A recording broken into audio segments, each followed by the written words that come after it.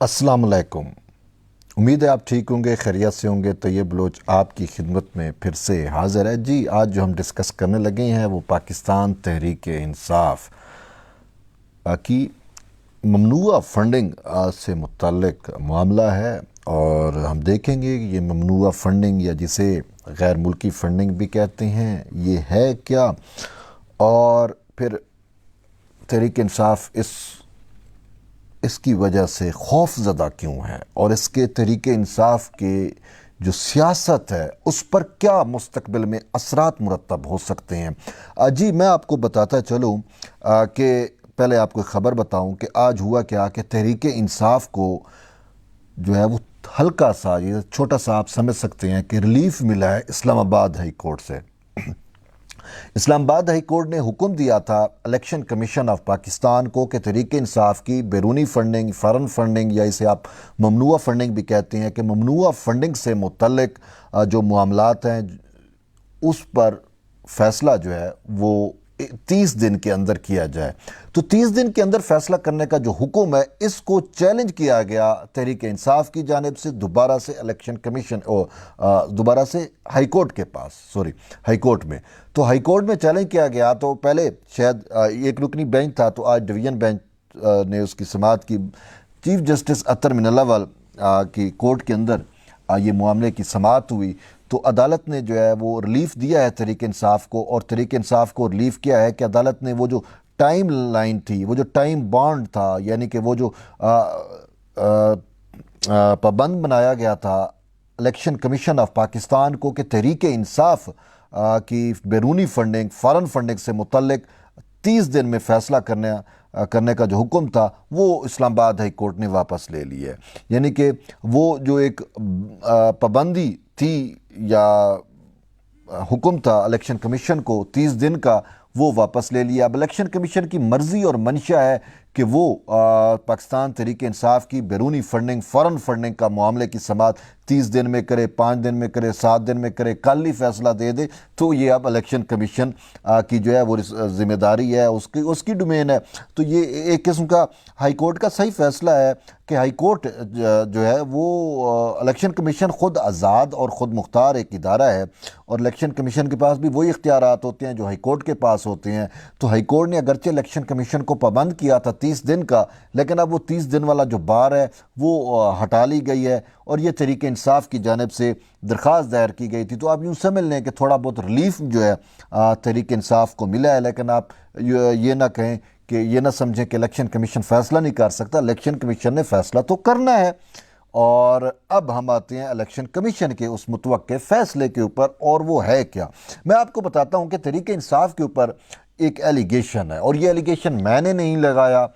अच्छा, तहरीक इंसाफ के अपने सियासी मुखालफिन ने नहीं लगाया, यानी कि पाकिस्तान पीपल्स पार्टी का लगाया हुआ एलिगेशन नहीं है। ये एलिगेशन जो है वो PMLN का नहीं है। वाट एवर जितने भी पोलिटिकल स्टेक होल्डर पाकिस्तान के अंदर हैं या जितनी सियासी जमातें मौजूद हैं, उन सियासी जमातों में से किसी एक भी सियासी जमात ने गैर मुल्की फंडिंग का इल्ज़ाम जो है वो तहरीक इंसाफ पर नहीं लगाया। बल्कि ये जो इल्ज़ाम है ये ख़ुद अकबर एस बाबर, जो तहरीक इंसाफ के फाउंडिंग मेंबर हैं, जो तहरीक इंसाफ को जिसने इमरान खान के साथ मिल के जिन्होंने तहरीक इंसाफ की नज़रियाती बुनियाद रखी थी, उन्होंने ही जो है ये केस किया हुआ है। और उनका यही नुक्ता नज़र है कि इमरान खान ने जो है वो कंप्रोमाइज़ किया है। न सिर्फ कंप्रोमाइज़ किया है बल्कि मुल्की सालमियत पे उसने कंप्रोमाइज़ किया है। उसने पाकिस्तान के ऊपर कंप्रोमाइज़ किया, और फिर यह कि उसने ख़ुद तहरीक इंसाफ की आइडियालॉजी के ऊपर कंप्रोमाइज़ किया है। वो कंप्रोमाइज़ किया है बाकायदा जो तहरीक इंसाफ के वो फाउंडिंग मेंबर हैं अकबर एस बाबर, उन्होंने वाज़े तौर के ऊपर ये कहा कि तहरीक इंसाफ इमरान खान ने ख़ुद अलाउ किया है गैर मुल्की फ़ंडिंग को और ममनुआ फ़ंडिंग को। यानी कि तहरीक इंसाफ को जो फ़ंडिंग मिली वो ज़्यादातर 2018 की फ़ंडिंग के बारे में बात की जा रही है कि वो ज़्यादातर फ़ंडिंग जो है वो इसराइल और भारत से मिली। जी, ये इसराइल और भारत की फंडिंग साबित शुद्ध हो चुकी है। इस हवाले से ये मामला उसने इलेक्शन कमीशन में ये मैटर लेके गया, और इलेक्शन कमीशन की डोमेन में आता है। और ये पहला मैटर सुप्रीम कोर्ट में भी आया। मैं आपको बताता चलूँ, ये जब सुप्रीम कोर्ट में चीफ जस्टिस थे साकिब निसार, उसके दौर में ये मैटर आया था। تو سابق ثاقب نثار نے کہا تھا یہ ہماری ڈومین نہیں ہے، الیکشن کمیشن کی ہے، تو الیکشن کمیشن کو بھیجا گیا، اور پھر الیکشن کمیشن نے اس حوالے سے جو ہے سکرونٹی کمیٹی بنائی، اس نے ان کے تمام آڈٹ کی رپورٹس دیکھی اور اکاؤنٹس کی چھان بین کی، اور جو قاعدے قوانین ہیں ان کے تحت یہ چیز ڈیٹیکٹ ہو گئی، یہ چیز منظر عام پہ آ گئی کہ تحریک انصاف نے جو ہے وہ بڑے پیمانے کے اوپر ممنوع فنڈنگ لی ہے، اسرائیل سے فنڈنگ لی ہے، یا اسرائیل نواز لوگوں سے فنڈنگ لی ہے، بھارت سے فنڈنگ لی ہے، یعنی کہ اسرائیلی اور انڈین لابی جسے ہم کہتے ہیں، ان لابیوں کی بہت بڑی فنڈنگ جو ہے وہ ملوث ہے تحریک انصاف کو اقتدار میں لانے میں۔ اور یہ حقیقت ہے، یہ میں نہیں کہہ رہا، یہ الیکشن کمیشن کا جو ریکارڈ ہے، جو سبمیٹڈ ریکارڈ ہے، خود الیکشن کمیشن کے پاس، الیکشن کمیشن کی سیکورٹی کمیٹی کے پاس جو ریکارڈ سبمیٹڈ ہے، اس سے یہ ظاہر ہو چکا ہے کہ تحریک انصاف کو جو ہے وہ انڈین لابی نے، اسرائیلی لابی نے وایا امریکہ جو ہے وہ فنڈ کیا ہے، اور عمران خان کو اس ساری چیزوں کا پتہ تھا۔ بطور چیئرمین پاکستان تحریک انصاف عمران خان جو ہے وہ ان سے دستخط کرتے رہے، اور وہ پھر کیا پیسہ آیا اور یہاں پہ انویسٹ ہوا، اور خاص کر انویسٹمنٹ جو ہے وہ کس جو پراپرٹی کا سیکٹر ہے، اس پراپرٹی کے سیکٹر میں بہت بڑی انویسٹمنٹ ہوئی۔ اور میں آپ کو بتاتا چلوں، یہ اگر کانسٹیٹیوشن 1 اگر آپ کانسٹیٹیوشن ایونیو پہ جائیں، تو جہاں پہ آپ کو سپریم کورٹ ملتی ہے، ایک سائڈ پہ پارلیمنٹ ملتی ہے، تو آپ آگے کی طرف فارن آفس کی طرف جائیں تو سامنے ایک کانسٹیٹیوشن ایونیو جو ہے وہ بن رہا ہے، ایک ٹاور جو ہیں، اسلام آباد ٹاور یا ٹوین ٹاور بھی ان کو کہا جا رہا ہے، تو ان ٹوین ٹاور میں بھی عمران خان کے جو ہیں وہ فلیٹس موجود ہیں۔ اب یہ فلیٹس کہاں سے ہے؟ خان صاحب تو اتنے بکھے بکھیارے ہیں کہ ان کو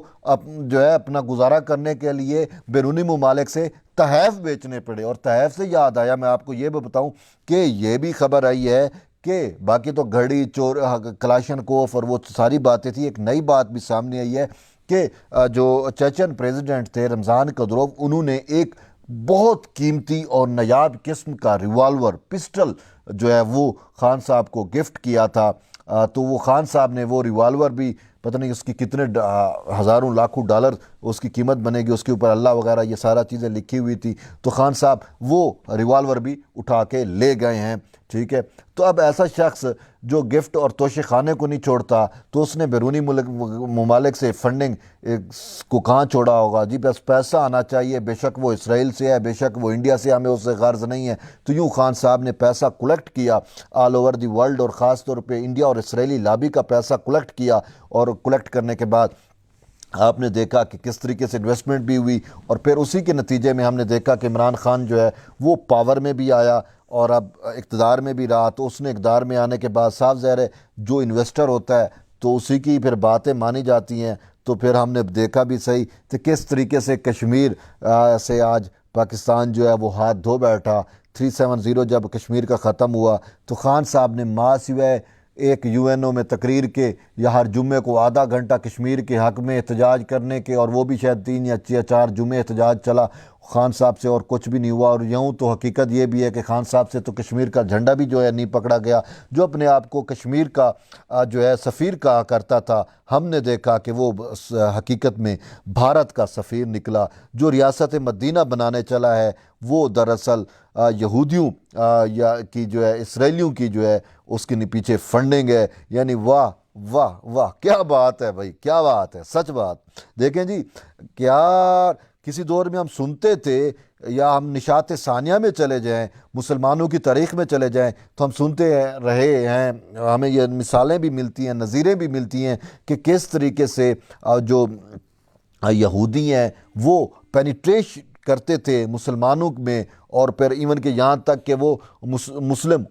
جو سکالر کا روپ دھار کے بھی لوگوں کو جو ہے وہ بدرا کرتے تھے، ٹھیک ہے نا۔ تو یوں ہم نے سنا ماضی میں ایسا ہوتا تھا، لیکن شاید ابھی وہ چیزیں ختم نہیں ہوئیں۔ اگر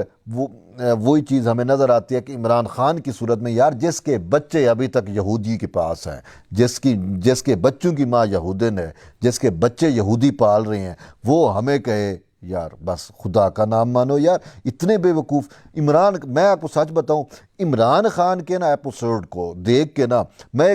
ایک نتیجے پہ تو پہنچا ہوں۔ میں پرسنلی میری بات یہ ہے کہ عمران خان کہ جھوٹ، فریب، منافقت جو اس کا چل رہا ہے ٹرینڈ پولیٹیکل بد اخلاقی، ان ساری چیزوں کو مد نظر رکھتے ہوئے میں اس نتیجے پہ پہنچا ہوں کہ خدا کی قسم اگر عمران خان کو ان ساری چیزوں کے باوجود یوتھیے اس کو فالو کر رہے ہیں تو میں یہ سمجھتا ہوں کہ شاید دجال کو بھی اب کسی معجزے کی ضرورت نہیں ہوگی، دجال بھی ان جیسے لوگوں کو بیوقوف بنانے میں کامیاب ہوگا جیسے خان صاحب نے بنایا ہوا۔ میں پہلے سوچتا تھا یار دجال کیسے لوگوں کو بیوقوف بنائے گا، تو اب عمران خان کو اور اس کی فین کلب کو دیکھ کے مجھے فیل ہوتا ہے کہ بھئی یہ چیزیں دجال کے لیے بھی آسانیاں ہیں، دجال کو بھی جو ہے معجزے کی ضرورت نہیں ہوگی، وہ بھی ایک جھوٹ فریب کے ذریعے، میڈیا پرسیپشنز کے ذریعے لوگوں کو بیوقوف ایزلی بنا سکتا ہے، اور یہی خان صاحب کر رہے ہیں۔ اب میں آتا ہوں واپس الیکشن کمیشن والے معاملے پہ، تو اب ہو کیا رہا ہے کہ الیکشن کمیشن کے باہر اس نے احتجاج کی کال دی ہوئی ہے۔ اب اس کو پتہ ہے کہ الیکشن کمیشن میں اس کی بیرونی فنڈنگ، فارن فنڈنگ کا معاملہ جو ہے وہ زیر بحث آنا ہے، کیونکہ اس پہ فیصلہ ہونا ہے۔ ٹھیک ہے، وہ جو 30 دن والا بار ہے وہ ختم ہو گیا، آج ہو کل ہو 20 دن بعد ہو 2 مہینے میں ہو جب بھی ہو واٹ ایور، فیصلہ تو ہونا ہے۔ اب ایک چیز طے بھی ہو گئی ہے کہ عمران خان نے جو ہے وہ بیرون ملک سے جو ہے وہ فنڈنگ لی، اور خاص کر ممنوعہ فنڈنگ لی، یعنی اسرائیل سے اور بھارت سے اس کی فنڈنگ آئی، تو اب وہ فنڈنگ جو ہے اس کا فیصلہ تو ہونا ہے جب بھی ہو۔ تو اس کو یہ پتہ ہے کہ چیزیں چونکہ اس کے خلاف جا رہی ہیں تو یہی چاہتا ہے کہ یہ الیکشن کمیشن جو ہے فیصلہ نہ دے سکے۔ دیکھیں میمو یہ جو لیٹر گیٹ آیا اس کی تو یہ کہتا ہے جی سپریم کورٹ کمیشن بنائے جی، اس کو جی وہ کیا جائے، منظر عام پہ لائے جی حقیقتیں، اور جبکہ اپنی جو بیرونی فنڈنگ ہے اس کو کے اوپر سٹے لینے کے لیے پہنچ جاتا ہے، کبھی کہتا ہے جی الیکشن یہ جو 30 دن میں فیصلہ نہ ہو ہائی کورٹ میں پہنچ جاتا ہے۔ تو آپ 2 نمبری اس کی سمجھ سکتے ہیں کہ کیوں عمران خان جو ہے یا تحریک انصاف نہیں چاہتی کہ اس کا الیکشن کمیشن جو ہے فارن فنڈنگ سے متعلق اس کا فیصلہ نہ کرے، اور اسی وجہ سے کیوں ان کو پتہ ہے یہ چیزیں ثابت شدہ ہیں، اور اس پر ان کی جو ہے وہ پارٹی پوری کی پوری پارٹی جو ہے وہ ختم ہو سکتی ہے، اور عمران خان تاحیات نائل ہو سکتے ہیں۔ تو اس وجہ سے وہ چاہتے ہیں کہ الیکشن کمیشن جو ہے وہ اس سوال سے فیصلہ نہ کرے، تبھی تو یہ جو ہے ارلی الیکشن چاہتے ہیں کہ ہم الیکشن میں چلے جائیں اور الیکشن کمیشن اس سے فیصلہ بھی نہ کر پائے، اور ساتھ ساتھ یہ جو دوسری اٹیمپٹ کر رہے ہیں کہ اب الیکشن کمشنر کو متنازع بنانے کی کوشش کی جا رہی ہے خان صاحب کی جانب سے، جیسا کہ آپ نے متعدد اس کے بیانات سنے جی، وہ اسٹیبلشمنٹ جو ہے وہ الیکشن کمشنر کو لے کے آئی، اس کا نام سکندر راجہ کا نام جو ہے وہ الیکشن کمشنر سکندر راجہ کا نام جو ہے وہ اسٹیبلشمنٹ کی جانب سے دیا گیا تھا۔ تو اس وجہ سے یہ وہ واٹ ایور جو خان صاحب اس کو متنازع بنانے کی کوشش کرے، اور یہ بھی سنا ہے کہ کل یا پرسوں ان کی ایک بہت بڑا ایک پلان پروگرام بنایا گیا ہے کہ الیکشن کمیشن کے باہر جو ہے وہ احتجاج کیا جائے۔ ٹھیک ہے، تو اب یہ سارے معاملات جو ہیں وہ چل رہے ہیں، اب دیکھنا ہم نے یہ ہے کہ اونٹ کس کروٹ بیٹھتا ہے، الیکشن کمیشن جو ہے وہ کب جو ہے فیصلہ کرتا ہے، اور کیا اس کا متوقع فیصلہ آتا ہے، کیا واقعی تحریک انصاف جو ہے وہ بھارتی اور اسرائیلی فنڈنگ یا اسرائیلی لابیوں سے فنڈنگ لینے کے اوپر، یا جو ممنوعہ فنڈنگ ہے خود الیکشن کمیشن کے رولز اینڈ قواعد کے مطابق اس پر ہمیشہ کے لیے ختم ہو جاتی ہے، یا عمران خان ہمیشہ کے لیے نائل ہو جاتے ہیں، یا پھر کوئی اور نظریہ ضرورت ٹائپ کوئی اور چیز آ کے ان کو سیکیور یا سیو کر لیتی ہے۔ تو یہ ابھی وقت بتائے گا، لیکن وہ جو 30 دن کا ٹائم پیریڈ تھا وہ ختم ہو گیا ہے، لیکن ہم یہ نہیں کہہ سکتے کہ وہ 30 دن کے اندر فیصلہ نہیں ہوگا کرنے کو۔ الیکشن کمیشن جو ہے وہ ذات خود مختار ہے، وہ 30 دن کی بجائے 5 دن میں، 4 دن میں، 3 دن میں، جب بھی اس کا وہ چیزیں کنکلیوڈ ہوں گی وہ فیصلہ جو ہے کر دے گا، یا کرنے کا مطلب ہے مجاز ہے۔ تو ابھی دیکھتے ہیں کہ یہ چیزیں جو ہے وہ کس سمت جاتی ہیں۔ بہرحال ایٹ دی اینڈ میں آپ کو یہی کہوں گا کہ آپ جو ہے وہ جڑے رہیے طیب بلوچ کے ساتھ، انشاءاللہ پھر ہم ایک نئی ویڈیو کے ساتھ، نئی ٹاپک کے ساتھ دوبارہ آپ سے گپ شپ ہوگی۔ تب تک کے لیے اجازت دیں، اور اللہ حافظ۔ اپنی دعاؤں میں یاد رکھیں ماہ رمضان کا نیک مہینہ ہے، ہمارے حق میں بھی دعائیں کریں، ہم آپ کے حق میں دعائیں کریں گے۔ بہرحال تب تک کے لیے اجازت دیں، اللہ حافظ۔